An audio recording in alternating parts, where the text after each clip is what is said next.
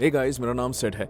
जब मैं छोटा था और अगर आप मेरे पड़ोस में रहते थे तो शायद आप मुझे एक बुरे बच्चे होने की वजह से जानते होंगे। वो Boy, जो हमेशा the स्कल one who वाली wore a टी-शर्ट skull पहनता था और t-shirt and the जिसके one पास with एक the खतरनाक ferocious काटने वाला कुत्ता था।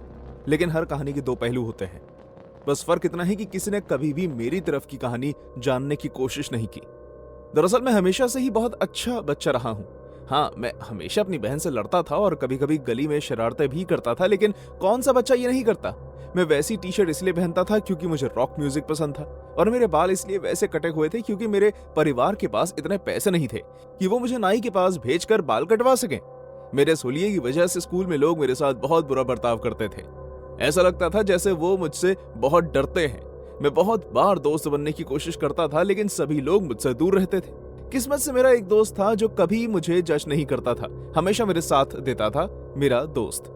मेरे पेरेंट्स बहुत ही कम घर पर रहा करते थे, इसलिए स्कर्ट ही था जो सारा दिन मेरे साथ रहता था। खैर, उसने हमारे घर बहुत ही अच्छा वक्त निकाला। मैं हमेशा अपने खिलौनों से खेलता। जब मैं थोड़ा बड़ा हुआ तो मैं डॉक्टर बनना चाहता था, इसलिए मैं अपने सभी खिलौनों को तोड़ फोड़ देता और उनके साथ अलग अलग प्रयोग करता रहता। जब मैं उनकी बुरी हालत करता था तो मुझे बहुत दुख होता था, लेकिन जब मेरी मॉम डैड ने मुझे बताया कि खिलौनों को दर्द नहीं होता, उस दिन से मुझे उसके साथ कुछ भी करने में बुरा नहीं लगता था, और अब मुझे उन्हें तोड़कर ठीक करने का बहाना मिल गया था।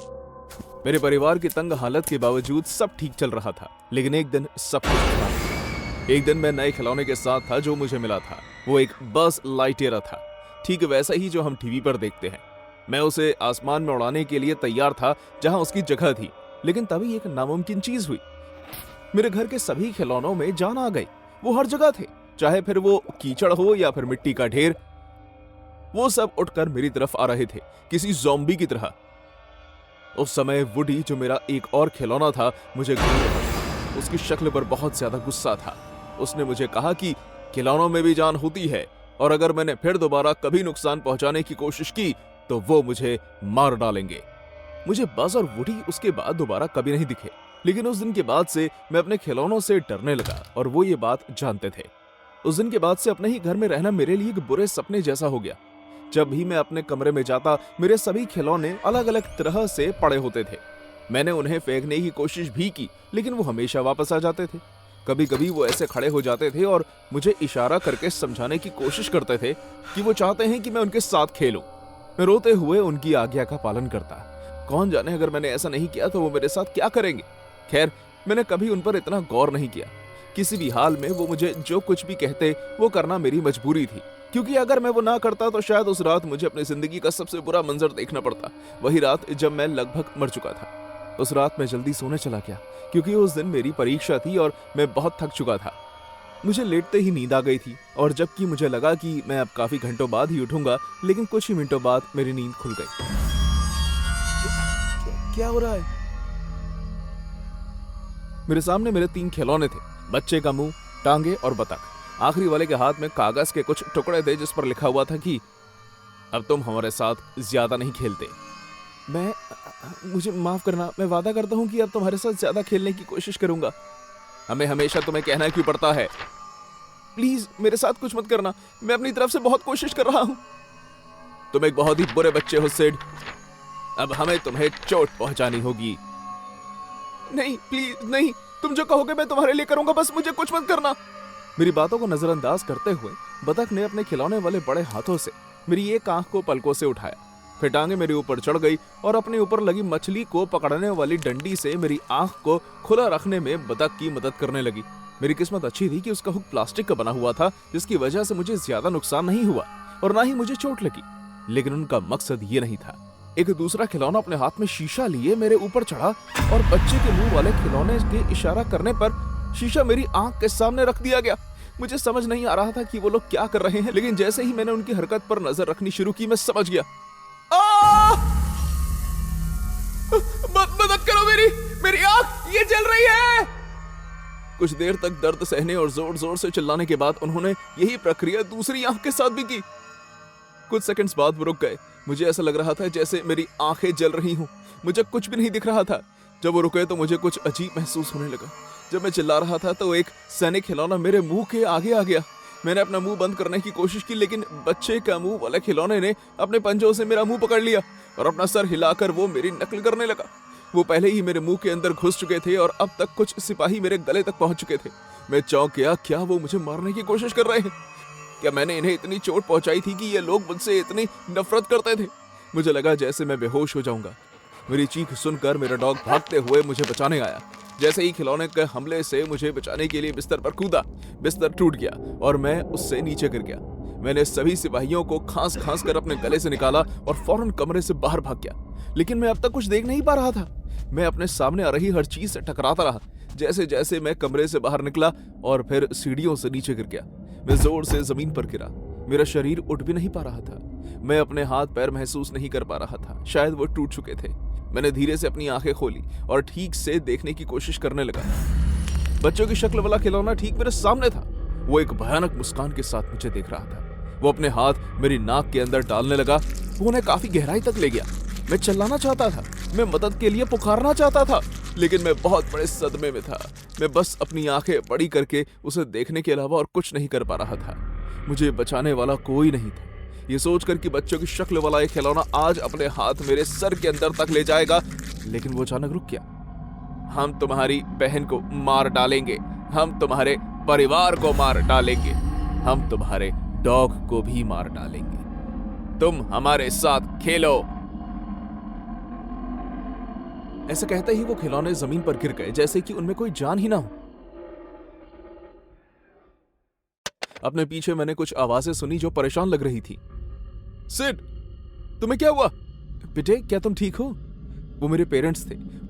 वो दोनों मेरी बहन को उसकी सहेली के घर से ले आए थे। बेटे, अपने कंधे को देखो, ये क्या हुआ? ये अपनी जगह से हिल चुका है। मैं कंफ्यूज था, इसलिए कोई जवाब नहीं दे पाया। मैंने बस उन्हें देखा और मैं रोने लगा। मैंने उन्हें गले लगा लिया। तुम्हें तो काफी चोट लगी है, देखो। हम फौरन हॉस्पिटल चले गए। वहां उन्होंने बताया कि मेरा सिर्फ कंधा हिल गया है और मुझे कुछ कुछ जगहों पर चोट आई है। जब मैं घर आया तो अपने कमरे में चला गया। सभी खिलौने बिस्तर पर पड़े थे और उन्होंने एक कागज हाथ में पकड़ा हुआ था। हम तुमसे प्यार करते हैं सेड। मुझे ठीक से दिखाई देने में कई दिन लग गए और मुझे अभी भी नहीं लगता कि मेरी आंख का कुछ हिस्सा कभी भी ठीक हो पाएगा। उस दिन के बाद से मैं हर रोज अपने खिलौनों के साथ खेलता हूं, जब तक मैं अपने घर से निकल नहीं गया। मेरे डॉक्टर बनने का सारा सपना टूट गया।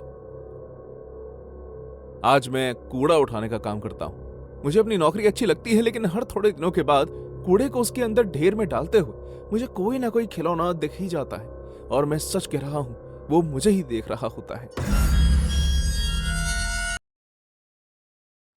टॉय स्टोरी फिल्म में एंडी का सबसे अच्छा दोस्त था काउबॉय डॉल वुडी, लेकिन थ्योरी कहती है कि यह खिलौना पहले एंडी के मरे हुए पिता का था।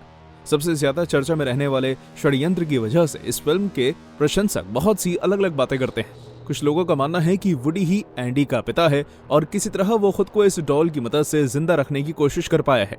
लेकिन टॉय स्टोरी फिल्म कभी भी इस बड़े सवाल का साफ साफ जवाब नहीं दे पाई है। आखिर एंडी के पिता को क्या हुआ था? क्या वो मर चुके थे? क्या उनका और एंडी की मॉम का तलाक हो गया था? जो कहानी आप आगे देखने वाले हैं वो मनोरंजन के लिए IMR द्वारा बनाई गई है। टॉय स्टोरी फ्रेंचाइजी का एक बड़ा प्रशंसक होने के नाते IMR ने कोशिश की है जिससे वो इस कहानी को एक काला मोड़ दे सके। उम्मीद है कि आप सबको पसंद आएगा। आखिर मेरी बियर कहाँ है? मैंने 1 घंटे पहले मांगी थी। उठकर खुद ले लो। Andy, Andy! ये बेवकूफ लड़का आखिर कहाँ है? हमेशा अपने खिलौने जमीन पर बिखेर देता है। एंडी! मैं धीरे धीरे सीढ़ियों से उतरकर नीचे आने लगा। ये मेरे लिए पहला अनुभव नहीं था। जब से मेरी मॉम ने अपने अपमानजनक बॉयफ्रेंड से शादी की थी, हमारी जिंदगी पूरी तरह जहन्नुम जैसी हो गई थी। फ्रैंक की बदतमीजी के 2 लेवल थे। पहले वो अपनी बियर को गालियां देता और फिर हमें। बहुत ही आसान लेकिन बहुत ही गहरा असर छोड़ने वाला। जैसे ही मैं नीचे आया, मैंने अपनी मॉम को देखा। वो मुझे बहुत ही गुस्से में घूर रही थी। मुझे तुम्हें कितनी बार बताना पड़ेगा कि बेकार सामान कूड़े में फेंक दो, एक दिन ये हमारी जिंदगी बर्बाद कर देंगे। वो हमेशा से ही हर चीज को इतना बढ़ा चढ़ाकर बोलती हैं। मैं चुप रहा जैसे मैं आजकल रहता हूं और अपने खिलौने उठाकर उन्हें एक डिब्बे में भरने लगा।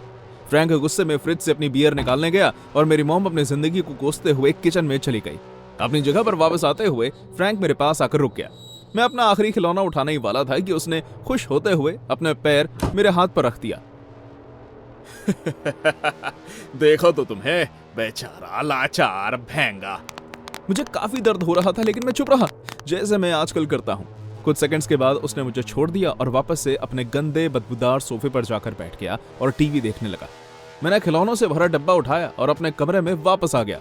मैंने खिलौने वापस रखने के लिए अलमारी खोली। मैंने सभी खिलौने रख ही दिए थे कि आखिर में मुझे एक सिपाही काउबॉय खिलौना दिखा। मुझे कोई अंदाजा नहीं था कि यह मेरे खिलौने के डब्बे में कहां से आया। मैंने उसे उठाया और उसके पीछे लगे धागे को खींचा। कैसे हो मेरे साथी? अरे वाह, ये तो बात करता है। मैंने और 2-3 बार उसका धागा खींचा और उसने 2-3 और बातें कही, जैसे कि आसमान छू लो, तुम मेरे मनपसंद सिपाही हो। इस खिलौने के कपड़े पुराने और गंदे थे। मैं उसे बाथरूम में ले गया और मैंने उसकी शर्ट साफ की। मैं पूरी रात उसे गले लगाकर सोता रहा। इतने वक्त के बाद पहली बार मैं अपने डैड को मिस कर रहा था। मुझे अक्सर उनकी याद नहीं आती थी। वो तभी मर गए थे जब मैं बहुत छोटा था। जब मुझे उनकी याद आने लगी तो मेरी आंखों से आंसू आ गए। मैंने काउबॉय डॉल की तरफ देखा। काश तुम्हारे अंदर जान आ पाती।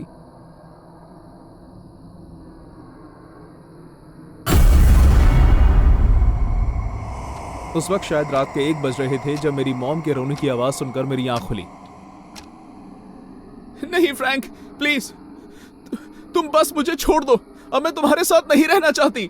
मैं समझ गया कि फ्रैंक पीकर दोबारा मेरी मॉम को मार रहा है। मैं नीचे आया तो मैंने अपनी मॉम को जमीन पर पड़ा हुआ देखा। उनके होंठों से खून निकल रहा था, शायद एक मुक्के या थप्पड़ की वजह से। और फ्रैंक उनके बगल में खड़ा था। उसके हाथ में लेदर की बेल्ट थी। छोड़ दूं तुझे? तूने मेरी जिंदगी बर्बाद कर दी है। तूने कहा था कि तेरा पति बहुत पैसे छोड़कर गया है और इसलिए मैं यहाँ आया था, और अब तू मुझे कह रही है कि वो सारा पैसा तेरे इस छोटे चूजे के नाम कर गया। चुड़ैल कहीं की, मैं तुझे। मेरी मॉम को हाथ लगाने की जरूरत भी मत करना फ्रैंक। ओह, देखो तो जरा कौन बोला, बेजान चूहा। अब मैं तुम दोनों के खाल उतार दूंगा। ऐसा कहते हुए वो अपनी बेल्ट लेकर मेरी तरफ आने लगा और फिर तभी एक अजीब सी आवाज होने लगी। मेरे जूते में सांप है। ये क्या बकवास है? मुझे नहीं पता कि मेरे कॉबॉय वाला खिलौना बेडरूम से लिविंग रूम की जमीन पर कैसे आ गया। जब फ्रैंक का पैर गलती से उस पर पड़ा तो वो बोलने लगा, क्या बेकार परिवार है ये। उसने मेरे खिलौने को अपने पैरों से कुचलने के लिए अपनी टांग उठाई। मैं चिल्लाते हुए उसकी तरफ भागा। नहीं, अकेला छोड़ दो उसे। लेकिन उसने मुझे पीछे धक्का दे दिया और मैं जमीन पर गिर गया। उसके बाद फ्रैंक मेरे खिलौने पर जोर जोर से लात मारकर खुश होने लगा। ये ले बड़ा बोले खिलौने, मैं तुम दोनों का भी यही हाल करूंगा। वो खिलौना दबकर एक कागज जैसा हो गया था, लेकिन फिर अचानक फ्रैंक रुक गया। वो अपनी छाती पकड़कर जमीन पर गिर गया, जैसे उसे दिल का दौरा पड़ रहा हो। नहीं, फ्रैंक! मेरी मॉम चिल्लाई। फ्रैंक का शरीर कांपने लगा और साथ ही साथ फूंकने लगा। उसके चेहरे पर, होंठों पर और बाकी शरीर पर फोड़े निकलने लगी। उसे देखकर ऐसा लग रहा था जैसे उसके शरीर पर पानी के दाने हो रहे हों और पानी के गुब्बारे जितना बड़े थे। धीरे धीरे वो एक बड़े गुब्बारे की तरह फूल गया। उसने दबी हुई आवाज में कहा, मेरे साथ क्या हो रहा है? और तभी धमाके जैसी आवाज हुई। फ्रैंक का शरीर फट गया और उसकी स्किन पूरे घर में फैल गई। उसी के साथ साथ उसके कपड़े के भी चिथड़े चिथड़े उड़ गए। तुमने उसके साथ क्या किया है एंडी? क्या? मैंने कुछ नहीं किया। आप क्या कह रही हैं? तुम्हें ये डॉल कहां से मिली? मुझे याद है कि मैंने इसे बाकी सामान के साथ जला दिया था। बाकी कौन सा सामान? आप ये क्या कह रही हैं? ये नहीं हो, ये मुमकिन नहीं है। वो मर चुका है। मैंने अपनी मॉम को बखलाते हुए देखा। मैं इस बात से हैरान था कि वो खिलौना को देखकर डरी हुई थी, ना कि इस बात से कि फ्रैंक के साथ क्या हुआ था। उनकी बातों का कोई सर पैर नहीं था। मुझसे और बर्दाश्त नहीं हो रहा था। मैं चिल्लाया, प्लीज मुझे बताइए कि यहाँ क्या चल रहा है। मैं कुछ समझ नहीं पा रहा। ये खिलौना तुम्हारे डैड का था, समझे? खुश। मुझे इस चीज को बार बार देखना बर्दाश्त नहीं हो रहा था। ये सब चीजें मुझे तुम्हारे डैड की याद दिलाती थी एंडी, इसलिए मैंने इन्हें जला दिया। मैंने तुम्हारी डैड की हर चीज जला दी और मैंने वुडी को भी जला दिया था। तो फिर ये वापस कैसे आया? डैड इसे वुडी बुलाते थे। मैं इसे फिर से जला दूंगी। हाँ, अभी के अभी। लेकिन इससे पहले कि वो कुछ कर पाती, फ्रैंक के शरीर के टुकड़े हिलने लगे। उसके शरीर और कपड़ों के टुकड़ों के नीचे कुछ तो था। वो धीरे से किसी समुद्र की लहरों की तरह इकट्ठा हो रहा था। अचानक उसमें से पतले पैर बाहर निकलने लगे जिन्होंने लंबे जूते पहने हुए थे, और फिर धीरे धीरे हाथ, धड़ और सिपाही का चेहरा जिसके सर पर एक टोपी थी वो भी ढेर में से निकला। मेरा छोटा सा काउबॉय खिलौना अब हमारे सामने खड़ा था, वो भी एक इंसान के साइज में। उसके चेहरे से एक शैतानी मुस्कान झलक रही थी। उसने मेरी मॉम की आंखों में आंखें डालकर देखा और कहा, एक खिलौना किसी बच्चे के साथ सबसे महान चीज होती है। ओह माय गॉड, ये सच नहीं हो सकता। ये डरने का सबसे सही वक्त है।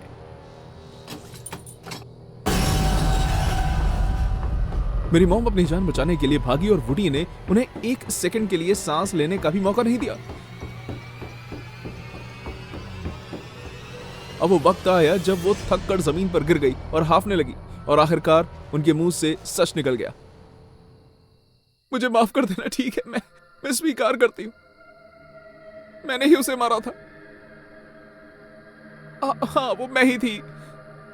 उसके पैसों के लिए मैं हर दिन उसे जहर दिया करती थी, लेकिन प्लीज प्लीज मुझे जाने दो। तुमने मेरे डैड को मार डाला, तुमने उसे एक इंसान को मार डाला जो मुझसे प्यार करता था। मुझे गुस्सा भी आने लगा और मेरा दिल भी टूट गया। मैंने वुडी की तरफ देखा, उसकी शक्ल पर एक बहुत बड़ी शैतानी मुस्कान थी। वो धीरे धीरे मेरी मॉम की तरफ बढ़ा और फिर उन्हें जोर से गले लगा लिया। उसने उन्हें इतनी जोर से गले लगाया कि मेरी मॉम का चेहरा फूल गया, लेकिन खून निकलने के बजाय उनके मुंह से रुई के गोले निकलने लगे। उनकी आंखें धागों से लटक गई और फिर उनका शरीर फट गया और उनके अंदर से रुई और कपड़ों का ढेर कमरे में बिखर गया। फ्रैंक की तरह वो भी जा चुकी थी। आखिरकार मेरी जिंदगी में शांति हो चुकी थी। वुडी और उसकी नई गर्लफ्रेंड मेरा ध्यान रखते थे। हम उसे बो पीप बुलाते थे। वो दोनों ही इंसान के रूप में अजीब दिखते थे, लेकिन मैं कभी भी उनसे दूर नहीं होना चाहता था। उनके साथ मुझे ऐसा लगता था जैसे वो मेरे परफेक्ट पेरेंट्स हैं। सालों से टॉय स्टोरी फ्रेंचाइजी सभी प्रकार के प्रशंसक सिद्धांतों के अधीन रही है। खिलौने कैसे एक जीवित प्राणी हो सकते हैं से लेकर एंडी की मॉम के विलन होने तक, टॉय स्टोरी कहानी का थीम है कि किस तरह खिलौनों को प्यार ना मिलना और उनके साथ खेले ना जाने का डर सताता रहता है। इस बात पर कुछ प्रशंसकों का कहना है कि टॉय स्टोरी के खिलौने पिशाच हैं जिन्हें कभी मारा नहीं जा सकता और खुद को अमर रखने के लिए वो खून नहीं बल्कि बच्चों की खुशी का शिकार करते हैं। और एंडी की मॉम को खिलौनों की इन गहरी साजिश का पता चल जाता है, इसलिए वो उनसे पीछे छुड़ाने की कोशिश करती हैं। हालांकि ये बस कुछ थ्योरीज हैं जो प्रशंसकों द्वारा दी गई हैं। IMR स्केरी टेल्स ने सोचा है कि क्यों ना वो इस कहानी में एक अलग मोड़ देने की कोशिश करे जिससे वो और भी मनोरंजन से भर जाए। जो कहानी आप आगे देखने जा रहे हैं वो एक मशहूर थ्योरी पर आधारित है। उम्मीद है आपको पसंद आएगी। मेरी बेटी क्रिसी जब 5 साल की थी तो वो टॉय स्टोरी की बहुत बड़ी फैन थी। वो उन अजीब खिलौनों को देखना बहुत पसंद करती थी और उन सब में से बेबी टॉय उसका मनपसंद था। ये सुनने में इतना भी डरावना क्यों ना लग रहा हो, लेकिन ये सच था। बच्चों को कभी कभी ऐसी चीजों से लगाव हो जाता है जो कभी किसी ने सोची भी नहीं होती। वो हमेशा बेबी फेस टॉय खरीदने की जिद करती रहती है, लेकिन मुझे वो बिल्कुल पसंद नहीं था क्योंकि वो दिखने में बहुत ही डरावना था। एक दिन मैं घर की सफाई कर रही थी जब मैंने अपने पति को क्रिसी से फुसफुसाते हुए बात करते हुए सुना। अपनी मॉम को इसके बारे में मत बताना, ठीक है? अगर उन्हें यह पता चला कि मैंने तुम्हारे लिए इसे बनाया है तो वो बहुत गुस्सा हो जाएंगी। मैं आपसे बहुत प्यार करती हूँ डैड, मुझे ठीक यही चीज चाहिए थी। मैं क्रिसी के कमरे में गई और मैंने देखा कि मेरे पति क्रिसी को एक लाल रंग के डब्बा दे रहे थे। तुम लोग क्या कर रहे हो? उस डब्बे में क्या है डैनियल? कुछ नहीं। क्रिसी भागते हुए मेरे पास आई और उसने कहा, डैड ने मेरे लिए बेबी फेस टॉय बनाया है। प्लीज मम्मी, क्या मैं इसे रख सकती हूँ प्लीज? मैंने वो डब्बा खोला और अपनी जिंदगी के सबसे बुरे सपने को हकीकत में बदलते हुए देखा। डैनियल एक इंजीनियर है और किसी तरह वो हमारी बेटी के लिए टॉय स्टोरी का एक बहुत ही डरावना खिलौना बना दिया था। वो अजीब ढंग से हंसा और उसने कहा, क्रिसी बहुत समय से ये मांग रही थी मिंडी, आखिरकार ये खिलौना ही तो है। लेकिन ऐसा कैसे हो सकता है कि इससे तुम लोगों को घिन नहीं आती? मुझे नहीं लगता कि किसी भी बच्चे को ऐसी किसी भी चीज से खेलना चाहिए। लेकिन मम्मी ये चलता भी है। क्रिसी ने उस खिलौने को जमीन पर रखा और उसके बड़े से सर के पीछे लगा एक छोटा स्विच चला दिया। मेटल की बनी मकड़ी जैसी टांगों से वो किसी दूसरी टूटी हुई गुड़िया का सर लगाए वो खिलौना क्रिसी के कमरे में घूमने लगा। ओह गॉड, ये कितना डरावना लग रहा है। अब बस भी करो मिंडी, तुम जरूरत से ज्यादा सोच रही हो। आखिरकार एक खिलौने से खेलने से क्या ही हो जाएगा। ठीक है, तुम इसे रख सकती हो। ओह मेरी प्यारी मम्मी। क्रिसी ने मुझे गले लगाया और आखिरकार अपने सपनों का खिलौने पाकर बहुत ही ज्यादा खुश हो गई। पूरे दिन क्रिसी ने अपनी आंखों के आगे से बेबी फेस खिलौने को दूर नहीं होने दिया। यहाँ तक कि डिनर टेबल पर भी मुझे उस खिलौने को बर्दाश्त करना पड़ा। वो मुझे घूर रहा था। डिनर करने के बाद मैं बर्तन धोने और किचन संभालने में बिजी हो गई। पूरे घर में शांति का माहौल था क्योंकि सभी लोग अपने अपने कमरे में सो चुके थे। सोने जाने से पहले मैंने अपनी बेटी को एक बार देखने का फैसला किया। मैं उसके कमरे में गई, इस कोशिश के साथ कि कहीं मैं उसे उठा ना दूं। क्रिसी एक छोटे से प्यारे मेमने के बच्चे की तरह सो रही थी और उसके बगल में बेबी फेस खिलौना रखा हुआ था, एक टूटी हुई आंख के साथ और भयानक मेटल के पैरों के साथ। यह मेरे लिए एक अच्छा मौका था। मैंने उस खिलौने को कूड़े के ढेर में फेंकने के लिए वहां से उठाया और अचानक क्रिसी ने अपनी आंखें खोली। आप बेबी फेस के साथ क्या कर रहे हैं? कुछ भी नहीं, मैं तो बस इसे उठाकर शेल्फ पर रख रही थी। आप झूठ बोल रहे हैं, आप इसे फेंकने वाली थी ना? नहीं, तुम्हें ऐसे क्यों लगता है क्रिसी? उसने मुझे सब बता दिया है, उसने आपका दिल पढ़ लिया था। उसकी ये बात सुनकर मैं डर गई और तभी मेरे उंगली पर बहुत तेज डंक का एहसास हुआ, जैसे किसी बड़ी मधुमक्खी ने मुझे काटा हो और वो खिलौना मेरे हाथ में चोट कर जमीन पर गिर गया। आपने उसे गुस्सा दिला दिया है, अब वो आपको सजा देगी मम्मी। क्या क्या क्या कह रही? अचानक हड्डियों की कड़कड़ाहट की आवाज में मेरा ध्यान क्रिसी से हटकर बेबी फेस की तरफ चला गया। वो खिलौना अब अपने मकड़ी जैसे पैरों पर खड़ा था और मुझे डरावनी मुस्कान के साथ देख रहा था। मैं उसकी आंखों में अपने लिए नफरत देख पा रही थी। कुछ ही सेकंड्स के अंदर वो मेरी तरफ रेंगते हुए आने लगा। वो मेरी तरफ कूदा और मैंने चिल्लाते हुए उसे जोर की एक लात मारी। वो खिलौना कुछ सेकंड्स तक हवा में झूलता रहा और फिर दीवार से जा टकराया। उसकी मेटल की डरावनी टांगे कांच की तरह टूट कर बिखर गई और मैं जमीन पर बैठ गई। मैं हाँफ रही थी। मुझे लगा कि आखिरकार ये सिलसिला खत्म हुआ। वो श्रापित खिलौना अब मर चुका है। लेकिन मुझे ज्यादा देर के लिए राहत नहीं मिली। जैसे ही वो खिलौना टूटा, कुछ भयानक होने लगा। उस बेबी टॉय खिलौने के बड़े सर से हजारों छोटे छोटे बेबी फेस खिलौने निकलने लगे। हाँ, आपने ठीक सुना, बेबी फेस की आर्मी ने क्रिसी के कमरे को भर दिया। जाओ जाओ, पकड़ो मॉम को, जाओ। क्रिसी इन राक्षसों को मुझ पर हमला करते हुए देख खुशी से तालियां बजाने लगी। इससे पहले कि मैं उठकर भाग पाती, वो सब किसी मकड़ी के झुंड की तरह मेरे ऊपर चढ़ चुके थे। वो हर जगह रेंग रहे थे, हाथों पर, टांगों पर, चेहरे पर और यहाँ तक कि मेरे कपड़ों के अंदर भी। उनके छोटे छोटे मेटल के पैर जैसे मेरे ऊपर छेद कर रहे हूँ। मैं एक ही बार में हजारों सुइयां मेरे अंदर घुसाई जा रही महसूस कर रही थी। बचाओ बचाओ, मुझे बचाओ, डैनियल मदद करो। न जाने मैंने उन रेंगते हुए बेबी फेस से पीछा छुड़ाने की कितनी भी कोशिश क्यों ना कर ली हो, वो मेरे ऊपर हमला करते ही जा रहे थे।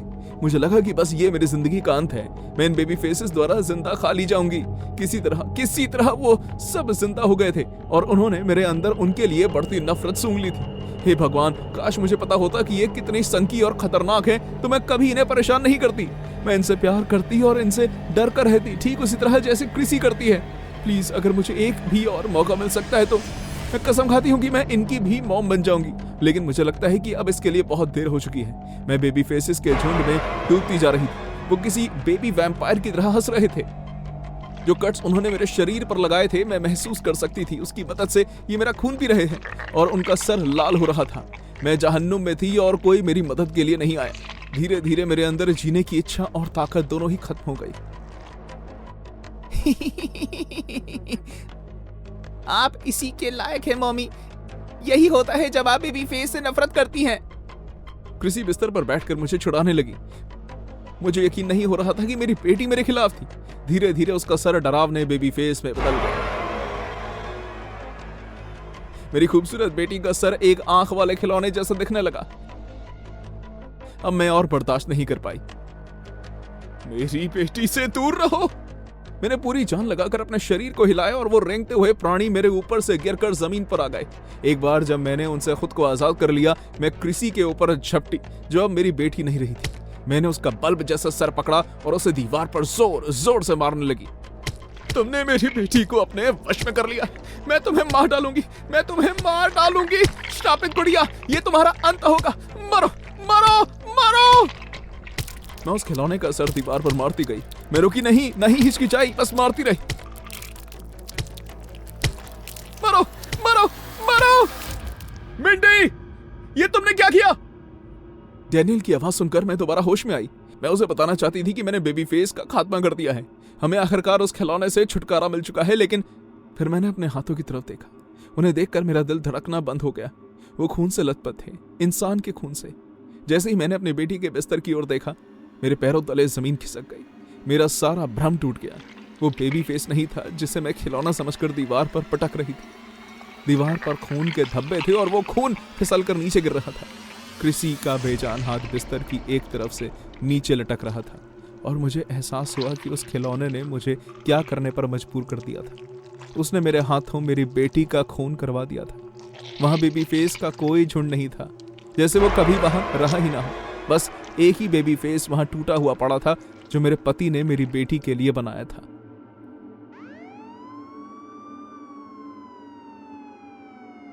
ओह माय गॉड, क्या वही है? हाँ, मिंडी विलियम, वही माँ जिसने अपनी बेटी का सर दीवार पर मार मार कर उसका खून कर दिया।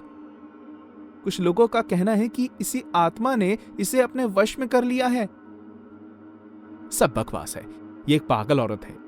इसने पूरे होशो हवास में ये काम किया है। इस अपराध के पीछे किसी राक्षस का हाथ नहीं है।